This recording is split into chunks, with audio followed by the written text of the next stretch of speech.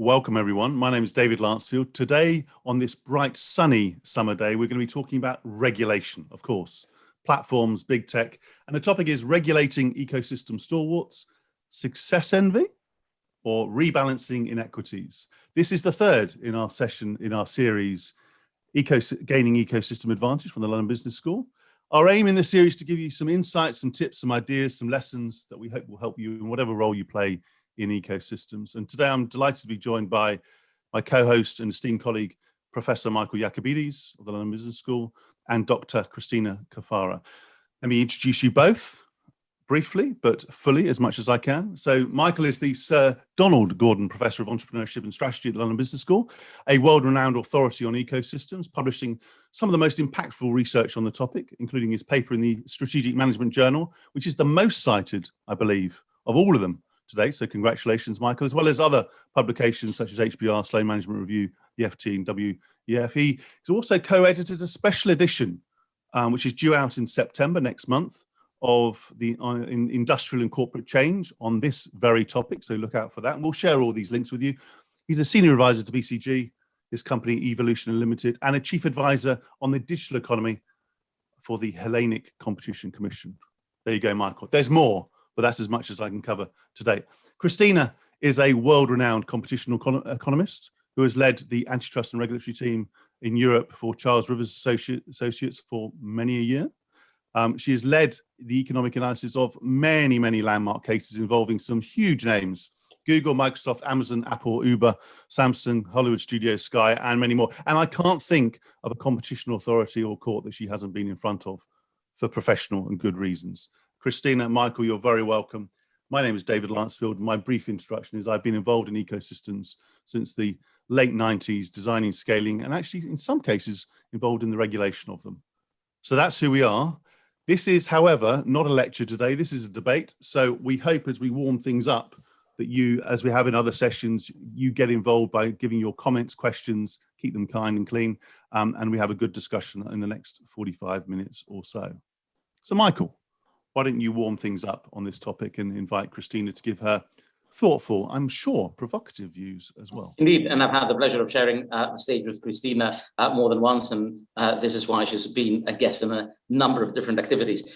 Cristina, for the people who are not quite as familiar or part of these debates as you, can you give us a sense of why it is that we are undermining and wanting to restrict these companies? I mean, you know, there are people who basically say that this is punishing success, and the fact that you've got all these great companies that are achieving so much. Our days are different. You know, we enjoy ourselves looking at stuff and having all these suites of services from Google, and Facebook can connect us to the world with Instagram and WhatsApp.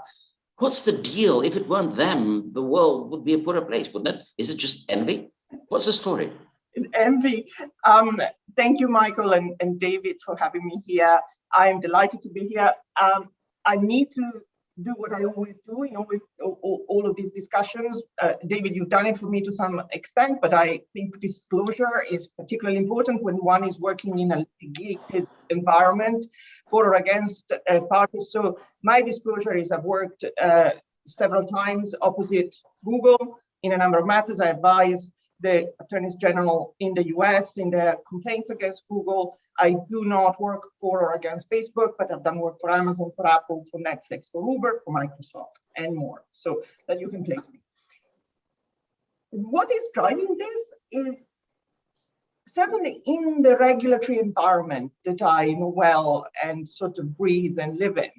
There is a very diffuse sense that even as recently as 7, 8, 10 years ago, we thought of this digital world as something that was going to provide us with huge choice. We as consumers were going to be able to seamlessly switch and multi-home, and we were going to see overtaking and leapfrogging on the part of companies so that market power was going to be transient. We were not going to see huge market power being created, but everything was going to be moving along. And the kind of strong sentiment now is that what we have actually seen relative to this nirvana that we had is being the funneling of our attention into 3 or 4 major attention brokers. So as consumers, we have a limited number of choices. And let's face it, the sense is that some of these markets have tipped. We're not just talking about whether with the wind behind some of these markets may tip. Social networking has tipped. We are talking about markets that are quasi-monopolies. And so there is a sense that this in turn has led to unfair bargains all over the place, unfair dealings between these giants and consumers and the businesses that are reliant on them.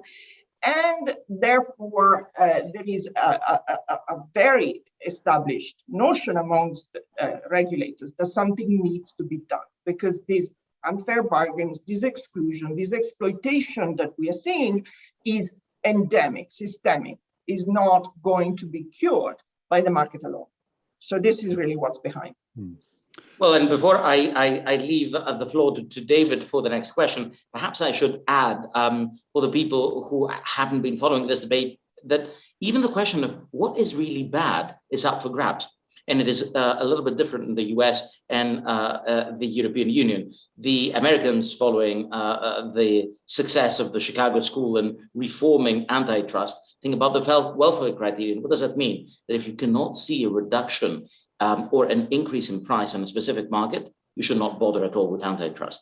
Whereas in Europe, and I think many other authorities are saying, well, if you have these poor people working as the delivery agents for Deliveroo's or the taxi drivers for Uber, you should kind of care whether it is Uber and Deliveroo that captures all of the value. They don't have any other way of competing. And if this is done in a patently unfair way. So we're still struggling to even identify what the objective of regulation is. And part of the discussions, part of the debates that are currently going on is that we are rekindling open issues in antitrust that lie dormant because of this extreme inequality in terms of these orchestrators and the complementors. And by the way, that's the reason that I turned into regulation, because part of my strategy advice made me realize that we were creating monsters. And didn't feel very nice sleeping at night thinking about that. And ironically, this is something that the antitrust community is only now starting to more formally recognize. So just a bit of context, because it's important for us to think about this in the context of what is antitrust there for, what does it remedy, what should the criterion be, which way is up, which ironically is not really an open question. So that you had something to say, and then David, apologies, I'll try to step back. Can I jump in? I mean, because I think you put the right emphasis there. I mean, there is, in parallel to this growth of the market power, this limited number of giants, there is ongoing a review, a rethink of what is the role of antitrust. Quite plainly, my position is that antitrust so far has failed. It's failed because of inherent reason. Antitrust looks at one thing at a time. It looks backwards rather than forward. It never captures effectively the conduct that is going on. But the bottom line is that we are in a period of deep rethink about what is the role and the scope of antitrust, and we're pivoting really sort of heavily, globally, towards regulation. Regulation being a different tool. Antitrust is, you've done something bad, I'm going to just investigate it and punish you. Ex-ante regulation is, I'm going to just set down the rules as to what the do's and don'ts are, and I hope that you follow them. And I'll try and make you follow. So we are in this big pivot, but in an important way, there is a big rethink about the entire construction, the motivation for it. In the US, of course, all of you who are based there have followed the way in which the progressive line is now pretty much in power at the DOJ, at the FTC. We have leaders who are very much of the Brandisian school, and they have a very different way of thinking about antitrust than the previous generation. I mean, now we are at a point in time, and this is why I talk about a pendulum swing, in which in the US, people are thinking about going back to the original role of antitrust that was dispersing economic power and therefore dispersing political power. In Europe, we don't quite have that kind of understanding of antitrust, but we're in the deep rethink stage as well. So this is really... You made a powerful statement in the middle of that, which I want to emphasize, which is obviously you said today antitrust has failed in this area, hence and you talked about the shift to ex-ante regulation. Having worked with quite a lot of sector regulators, not ecosystem, sector regulators, the instruments, the tools, the people, the resources, it's fundamentally quite different in an ex-ante world. And I'm curious, if it has failed and we are making that shift, what new mindsets, tools, practices will these regulators need in order to set the right rules of the game, if you like, and then intervene appropriately against these organizations that are, very capable and very capable in both not only their business practices, but also how they interact with the authorities? I'll just start, but I think Michael should really take this forward. My sort of first answer to that is that it is a big concern, because there is a delusion that by going into ex-ante regulation, somehow we're going to find the tools. But this is not telco. This is not telco regulation. If you think of the business model of telecommunication, you think about Deutsche Telekom, British Telecom, Italia Telecom, France Telecom. They had similar business model. There was data, there's voice. And therefore, when you kind of think of a sectoral regulation that essentially says, don't margin squeeze, don't do this, don't do that, it is fairly applicable across the board. The real problem, and this is where I think the Brussels regulators are totally behind, is that they're trying to set some rules that fit every business model based on antitrust practice. Yes. And to me, this is a big concern. Michael knows that, I've pushed this line that we need to really be much more sensitive to conditional regulation on business models, because otherwise we are going to completely fail. Michael, over to you. Yeah, absolutely. So let me just agree with everything that you've said. And David, perhaps it's worth giving a bit of context. One of the reasons that we are where we are and why we're speaking about ecosystems is that you have seen, as a result of both information technology and, ironically, deregulation in terms of not allowing people to engage in particular sectoral activities, you see that what used to be fairly clear and well circumscribed now is up for grabs. Why are we speaking about business models? Why are we speaking about monetization? Well, I'll tell you why. Because it used to be that there were regulations that say there's only one way that you monetize if you are a bank, or if you are a pension fund, or if you are an insurance. Basically, you're going to have some deposits, difference in there. Then things started growing up. There's a tons of creativity in the way that you were able to monetize. And people said, great.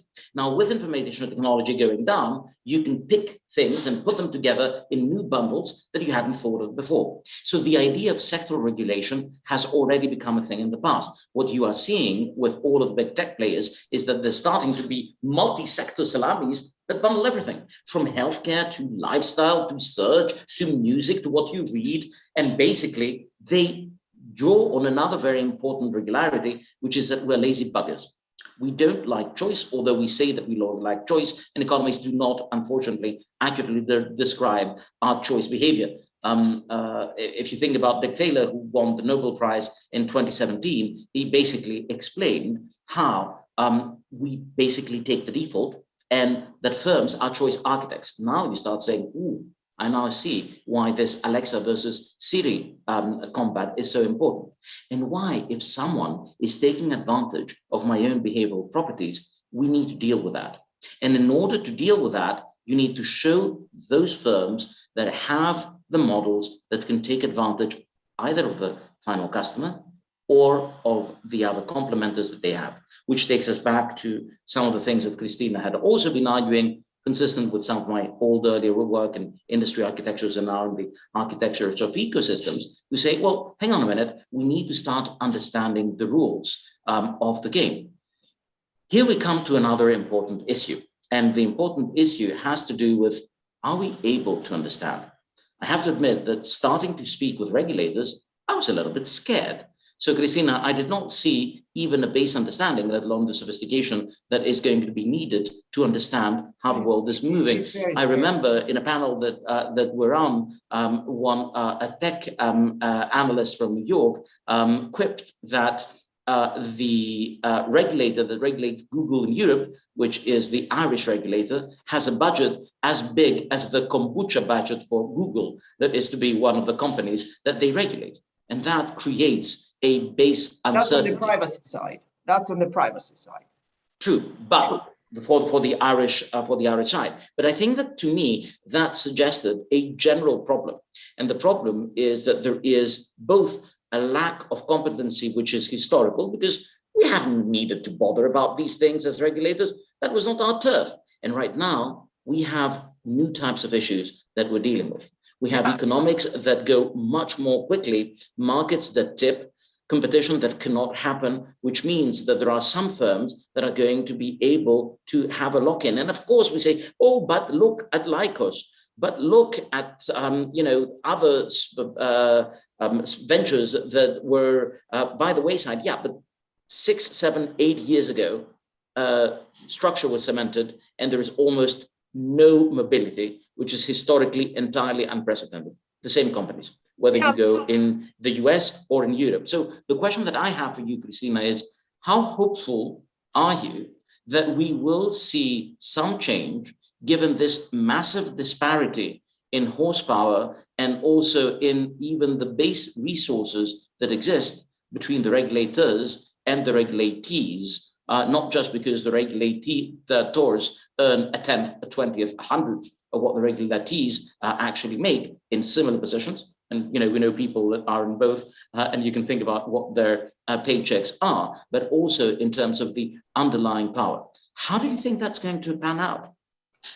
I confess I'm very worried about this, because I think that when I speak to some of my US clients, they come out with a pretty disheartened view. They say Europe is against us, Europe is unprincipled. And I say it's not that Europe is unprincipled, Europe is uninformed when it comes to business models. There isn't necessarily driving this unprincipled anti-American sentiment, but there is a lack of understanding of the business model and what is going on.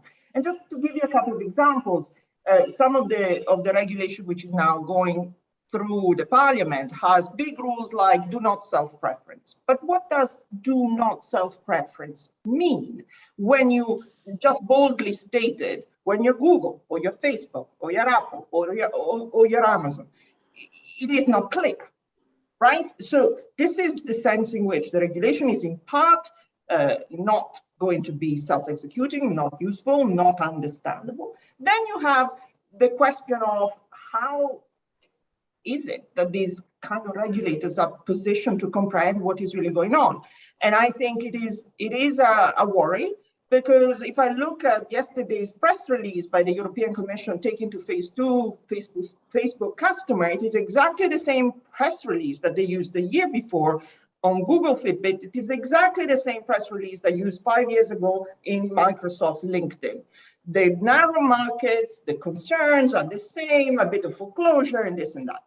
And it is mind-blowing in a world in which the discussion over there is about metaverse, disintermediation of app stores, fortress of content, and the impact of the ATT changes of Apple. The regulators here are still sort of talking the same tools that they use across the piece. So I think, to conclude, I'm reasonably more hopeful that the UK is making an effort in this space. France is making a bit of an effort. Germany is making a bit of an effort. Where I'm totally terrified is the European Commission. It is entirely stuck in a rut of 10 years ago, without understanding of the technology, without the resources, and ultimately proudly so, because they don't really make any effort to understand it. It is quite shocking. In the US, let's face it, the US enforced nothing. They did nothing for 20 years, right? You guys, until, since Microsoft, nothing happened. And now in the last 2 years, we've seen a big upswing, the drum roll from the state AGs, and we've seen complaints from DOJ and FTC and so on. Okay, but we know that the resources are limited. And so I think that is something to watch. We're warming up nicely. We've got a first comment from Catherine, and I'll encourage others to add comments or questions as we go through. Catherine asked the question: is the revolving door between regulated behemoth IT firms and the regulator as pronounced as it is between the US Securities and Exchange SEC and the private sector?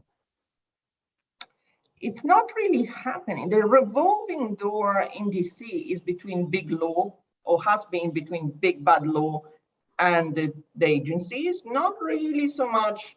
It's the other way. You tend to have people from the agencies going into the companies and then being used to lobby, pretty much. You don't find competencies going in. It's people from the agencies going out and becoming lobbying tools. Yeah. In Europe, we don't have revolving doors, full stop. So that's a problem. I just want to give one example from the past where, and I take all your points about sector regulation and the limitations of it in the world we now live in, and you've described eloquently. But I remember when Ofcom, the UK communications regulator, was developed, and I was heavily involved in different aspects of both on cases and the organisation at different stages. But there was whatever you think of the organisation, I think most people would say it's a relatively capable regulator. There was a step change compared to the 5 predecessor regulators in leadership, funding, people, many from the private sector and the best public sector people. And I think a mindset shift of being more externally focused. Yes, there were some things they perhaps didn't do so well. They over-consulted and they made things a bit complicated and so forth. But in this area, given the complexities of the business models, the dynamism, the change, the amount of change, I mean, I'm an optimist by nature and spirit, but these were in relatively narrow, clear market definitions, right? And it still took a number of years in which some would argue the companies did, some companies did pretty well as they frankly got up to speed in some of these areas. We're now in a model where it's quicker, more complex. It's not as easy to delineate. So even with more funding, step change in leadership, and a revolving door, if one could exist more, I just wonder what the model is. Is the model of a sector regulator with greater powers, funding, and so on the way forward, or is there another model that could help move us forward in this area? Well, I mean, there is a view which is put forward forcefully by, for example, the Brandisians, the most progressive kind of a wing in the US, that says, listen, this is all too complicated. If you go rule of reason and you start nuancing, you're just going to create a mess. Let's just create some very simple, clear rules. You cannot do mergers if in a market there are less than 4 others, if the market is concentrated. Let's kind of argue that you cannot discriminate and just be very clear about what that is. Not discriminate between customers, between users. And effectively, if you are ultimately the equivalent of a common carrier, let's call you that. Okay, let's kind of call the App Store ultimately a common carrier. Okay, and they have to just basically give access. So there is a very extreme out there view that a more nuanced antitrusty-like approach would be a mess. I personally have a lot of sympathy for the position that the UK regulator has taken. It's an antitrust regulator, but they're very pragmatic, as you'd expect the UK to be. And in fact, instead of kind of creating rules with the pretense to apply across the board, they have gone the way of creating codes of conduct that are bespoke. So they are going to tell Apple, this is what we think the problem with you is, let's discuss it, and this is what you cannot do. This is Amazon, this is Microsoft. So it seems to me that at least if you do it ad personam, you stand more of a chance of capturing the features of the business model. And that's better than kind of going the way of crazy rules that are so draconian. I guess it absolutely, means and I think that another component to that is that, again, we're trying to rethink what is the underlying basis and the theory, which is what underpins the special issue that is going to be coming out in September in Industrial and Corporate Change, with a number of the leaders in the debate writing in it, and I'd be happy to share that. Let me now go to another question, partly as it's directed to what I mentioned that Neil put in, which is perhaps a bit of a comment more than a question. and he says that Neil mentions that Michael says that the situation is unprecedented. It strikes me there are parallels with the Gilded Age in the USA in the 18th and 19th century. Then, like now, there's a change in techno-economic paradigm. And I say that there is quite a bit of truth in that. And I think that we have a more profound change in the underlying economics of the businesses, and also of the possibility of crossing sectoral boundaries and of leveraging the data and the information for the customers, amplified by the predictive knowledge of artificial intelligence in order to benefit the companies that have possession of that data. So I would say that if you think about the changes in economics, which were driven by economies of scale earlier on, they are more significant for your socio techno-economic underlying structure, which leads to problems, which is what many of us who study these businesses say, hey, these are the new types of problems. This is how you should address them. And you should look at nature of problems, and as a result, what implications these things have. Let me just mention a couple of other things. If you think about what helped redress the market power then, it was the fact that the wrong guy ended up being president of the United States.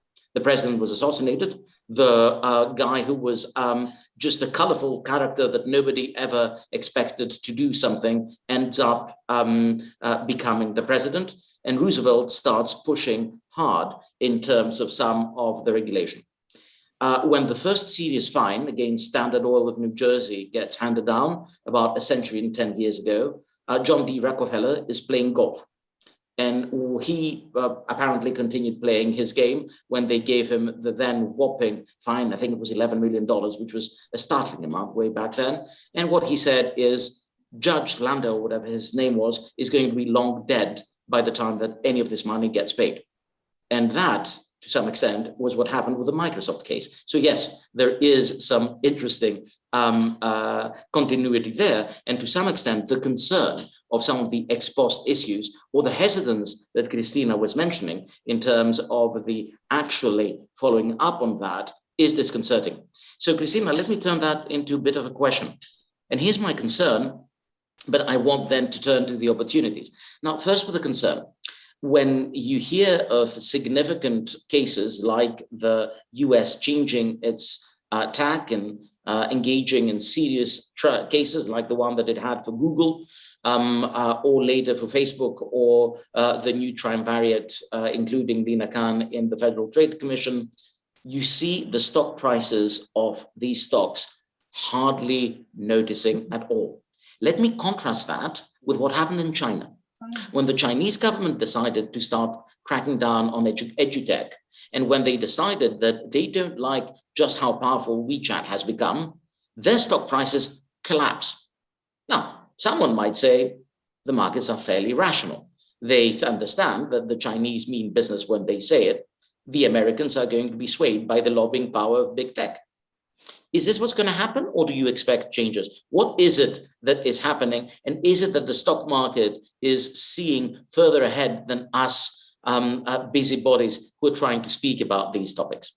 It is a puzzle why, after all of these years of attempted intervention, the stock market keep kind of basically effectively delivering great capitalization, great value, essentially supporting these companies. And I think it witnesses to the fact that there is no belief that these regulators ultimately are going to do anything really impactful. This is my sort of unfortunate conclusion at this point. I think when I say antitrust has failed, look at the history of the European Commission with the best intention. They have fined Google on 3 successive occasions. They have pursued cases that on paper one could argue are decent, but they have failed to make any impact on outcomes. Google is sailing ahead and progressing very nicely, thank you. So the question is, what is the belief about what the regulators can do? Even the breakups, which are certainly on the card for the US cases. In Europe, we are much more urbane and we don't kind of break companies up because it's not very polite. But in the US, there is an ambition to do that. Certainly, the state AGs are pursuing this. There is a view that that creates value, not destroys it, right? And so if you were to just carve out YouTube and separate it, does that destroy value? Not necessarily. So the market is at the moment not pricing in anything worse than that. And the reality is that when you look at the way in which antitrust operates, let me just give you this little sequence. I mean, look at the history of the European Commission intervention. They started off 10 years ago, looking at a case which was about shopping, Google shopping, comparison shopping. Now, one might decide that comparison shopping is not really so existential and fundamental to the world, but that's the case they had. That's the complaint they had. And they spent 7 years doing that case. And while they were busily doing that case, and Google was, Google was occupying mobile with Android. And then the commission wakes up and says, oh, 2015, oh, look at that. Google has gone into Android. Maybe I should look into that. And Google says, you're welcome. In the meantime, I got 100% of the market. In the meantime, I'm occupying tech, and I'm occupying IoT, and I'm occupying health. So you see, the regulators are 7 years behind the curve every single time. And so that is what the market is pricing in. The view is whether the regulator could do something else by telling these companies ex ante, you cannot do this, you cannot do that. But I'm very skeptical that these rules can be self-executing enough, because you know what's going to happen? All of my clients have said, well, we're going to have a nice compliance officer who's going to do a nice compliance report, who's going to say, tick, do not sell preference, tick, do not do price discrimination, tick, I don't do, you're talking to me? You're talking to me, I don't do any of that, okay? Come after me, hello, see you in 5 years. In Luxembourg, maybe. So this is really the reality. I mean, and a number of these companies, they will explicitly be doing these cost benefits of, as you say, a bit of intervention here, waiting, and then looking at the, the gains they can get in these periods. I know some of them actually do that, quite prominently. What is that? It's pretty depressing, though. What is that? If you were a complementer or another actor in the ecosystem, a smaller player, and you were feeling as though you're being squeezed by one of these orchestrators, stalwarts, look at the story of Yelp. Look at the story of Yelp. Yelp has been for 7 years trying to make their case. Now you can think that Yelp maybe is not a great business, but they've been trying for years to make the case that they've been robbed and marginalized by Google. You have the Amazon stores, you have the Apple app developers who say, we see there are cases ongoing against Apple. Of course, there is the Epic case. There are other cases. Maybe the app ecosystem will need to change. But this is moving much faster than the regulator. The regulators in Brussels have taken 4 years to open a case against Apple. And I'm saying this as someone who advises Apple. They've taken 4 years, and then the case is terrible. And then so you kind of say, well, okay, in the meantime, of course, there is ATT, there is the metaverse, there is Content Fortress. Everything is gone somewhere else while we're tinkering with, some minor thing on the App Store. It's crazy. Well, but on the other hand, I'd like to continue on the line of thinking that David has, because part of that is, let us think as engaged citizens, as people involved in business, into an exercise of understanding what we as a society does to big tech. And that's an important topic, but I want to steer clear of that. And I want to see what are the implications for other firms, because most people who will be listening to us are complementors. They are not either in big tech or aspiring to be big tech. So for these complementors, I do think that there are changes that will hopefully be happening. Whether you are in the UK and you see what the Digital Market Unit and its enforcement will try to do, you will have some changes. And by the way, some of these changes are not only relevant for big tech, they're going to be relevant for other sectors as well. And that takes me to the next and final set of questions that I'd like to ask you, which has to do with what impact that has. Because conceptually speaking, we are now entering this interesting new era whereby regulators are saying, I will go and check myself whether what you're doing is the right business model or the wrong business model. If you take the logic of thinking about the architecture of the ecosystem or looking at business models, which I agree with, it also says that you will have regulators trying to sort out what's the right business model and what's not, which is a much more engaged way of coming together. So I'm thinking that regulation all of a sudden becomes much more relevant for strategy. So that is an interesting and new challenge that people in the C-suite need to look at, i.e. regulation is changing and I'm not going to hand it off to some people that are in the sleepy backwater of my firm, but to someone who's going to tell me how the map of strategic opportunities and of the things that work and don't work is changing. Now, if we think that a bit of this is happening, what can we expect? What do you think the current regulations might do for the way normal businesses, not the big tech, but normal businesses are able to do what they're allowed to do, possibly because we're not allowing big tech to do, or what is changing in the environment around them? What do you think the bottom line is going to be for regular non-big tech firms? I mean, there is, of course, a great deal of willingness on the part of regulators to do something that favors the opening up of bottlenecks and favors smaller firms being able to do business in a way that is not crushed or squeezed or marginalized by these giants. What I think remains the case and is to me still a big obstacle is you talk about ecosystem and business models. The understanding of this inside regulators is zero. Okay, because the way in which an agency thinks even today is very much still driven by the classic antitrust categories. So yes. To give you an example, the Facebook customer press release yesterday, I'm not talking about any secret information, identified a problem in that merger because they defined a very narrow market for CRM, supply and then a market for online advertising, digital advertising. The same things they found wrong with Google Fitbit, the same things that they worried about in LinkedIn. Nothing has moved in 5 years. The way to think about this needs to change because it isn't these narrow antitrust markets that are the problem. In these narrow antitrust markets, you find the digital company always able to say, well, I'll give you a remedy, I'll give you some undertaking, I'll do something which is ultimately unenforceable, and I get my merger. I go ahead. I do what I want to do.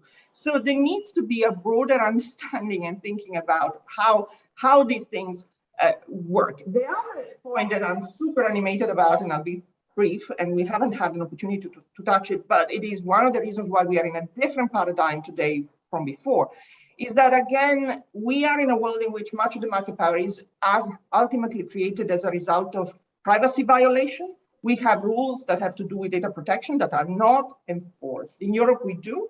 In the US, you don't have a federal data protection regulation. There's something in California, but that's a big problem because these companies have been able to create the moat that they sit inside because they have proceeded to violate data protection systematically. We're trying to deal with that with data protection regulators who are totally inept in the sense that they don't have resources, they're fragmented. And so we're sending them out to fight Google and Facebook with a plastic knife because we are not dealing with the market power. So there are so many pockets of issues that need to be dealt with. Understanding the business model, not the narrow little antitrust market. Understanding, talking to data protection people and understanding the source of the market power. What are the data protection violations that support that market power? That is something that's not done. And I am at a bit of a despondent stage with regulators. I think their intentions are good, but I fear the worst. Either totally ineffective or worse. And Lina Khan, what do you think of her potential and her role, which is one question from you? Lina is a friend of mine. I have a lot of time for Lina because she has been at the receiving end of a lot of disparaging comments. So she's only 32. She's only written a famous article. Lina is a very deep thinker, and I think she really wants change. I have hopes for what she wants to achieve, and I think we should give her space and time. Because she is saying that what we are presiding over, what we've presided over the last 20 years has been increasing concentration, increasing consolidation, mergers always going through, big bad law, passing anything. We haven't blocked anything, and it's time to end because the economy is too concentrated and margins are too high, and this is not favoring smaller firms and consumers. And I just to give the context for those who don't know her. So Lina Khan 5 years ago was a doctoral candidate who had finished her PhD, and her PhD, which was what was claimed fame when it was published in the Yale Law Journal, basically said, look, if you look at firms like Amazon, they don't necessarily care to create dominance because they want to get bigger margins by consolidating. They make money because they grow quickly in anticipation, or the capital markets work in anticipation of their growth. So if I own Amazon, I don't care to increase my prices. I care to quash everyone else because I make much more money as Jeff Bezos and I can go up to space, not because I have higher margins, but ironically, because of the way the capital markets work, they are already giving Amazon the benefit of the expected doubt that once it becomes so dominant, it'll do anything you want. So if you essentially model the stock price of Amazon, it already assumes it. And basically she was showing that it was not possible to find blame given the traditional way in which we define the markets. Similarly with Apple today, Apple has a very small part of the market. People are going to say, oh, but they're not dominant. Yeah, they're not dominant, but you're locked in. Because if you've got an Apple phone and you've got an Apple Watch and you've got an Apple TV, you are not moving and you are taking whatever conditions are given to you. And by the way, if you are Tinder and you're trying to make people date, and Apple says, I'll take 30% of what you pay plus some extra benefits for me, you can't say no, because you can't tell people in Android, you're going to date whoever you want as long as they don't have an iPhone. No? There's no choice that you can do that. If you've got Uber competing with Lyft, everyone can take whichever one they want. Apple has them locked in ways that the current model does not accommodate. So part of her contribution was to be showing in which way this is different. And I think that her meteoric rise shows, and that's the upside for us business school types, that if you want to contribute fresh thinking, you may be able to make a difference. So I think that that's partly the hopeful message. But of course, the question is, to what extent will this fresh thinking be able to impart change? Cristina is a little bit more skeptical on the account of what today's regulators are.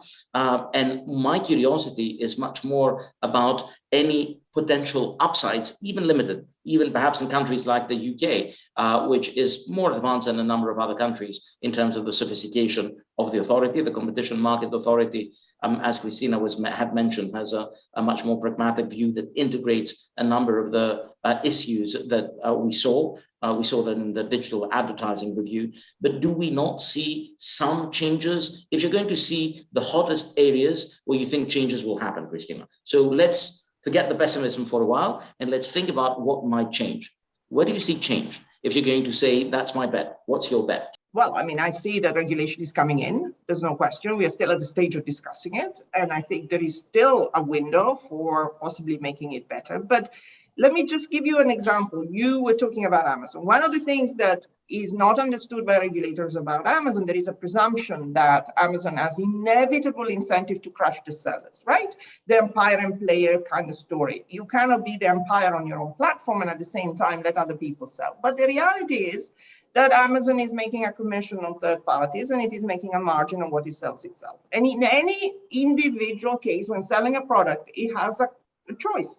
I make more money on the third party, or do I make more money if I sell a product myself? And in many cases, this is the former. So the presumption that is there, that inevitably there is incentive to foreclose, there is not quite clear. So you see, that's why I'm saying there needs to be subtlety. You cannot start from the presumption that, you know, an Amazon has inevitable incentive to foreclose. You need to see what they do, which is problematic, which to my mind has got to do with the way in which they interface with sellers. It's a question of code of conduct.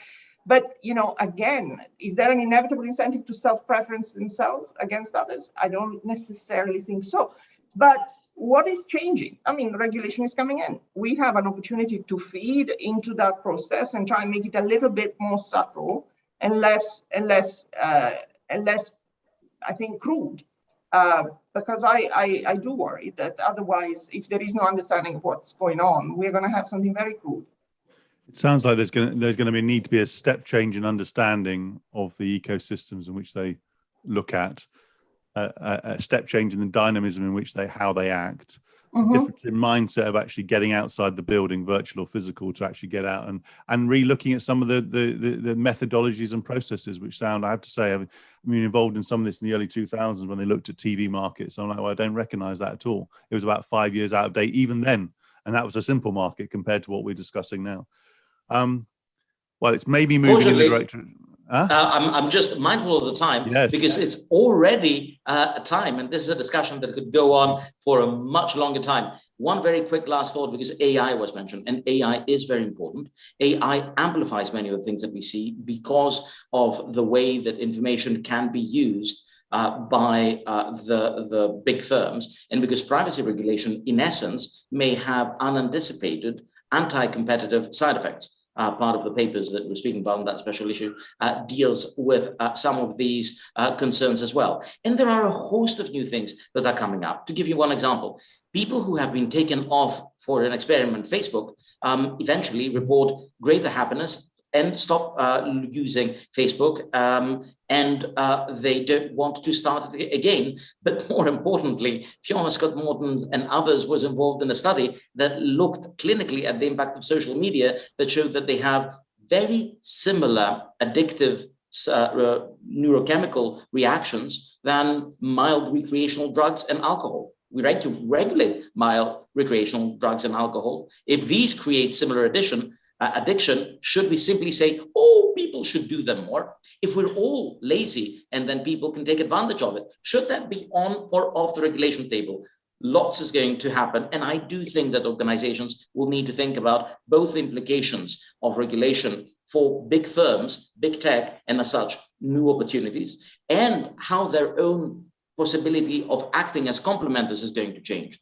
This is an area where I think that everyone needs to contribute. So it's an area where we hope that you're going to be both more interested in and more engaged in. But we couldn't have asked for a better brief window into that. So for me, Cristina, thank you very much for the presentation and discussion rather on all that. And we'll see you in 3 weeks. David, final words from you? I think it's been stimulating, provocative, a bit challenging at times, not quite depressing, but I think there's a clear step change that we need to see. I think my sense is we're going to have lots of comments and as we're warming up after this session. So keep them coming through to us. The next session was with MasterCard. Can it deliver profit and purpose, which is on the Wednesday, the 1st of September. The link's there. Keep your comments and ideas and questions coming.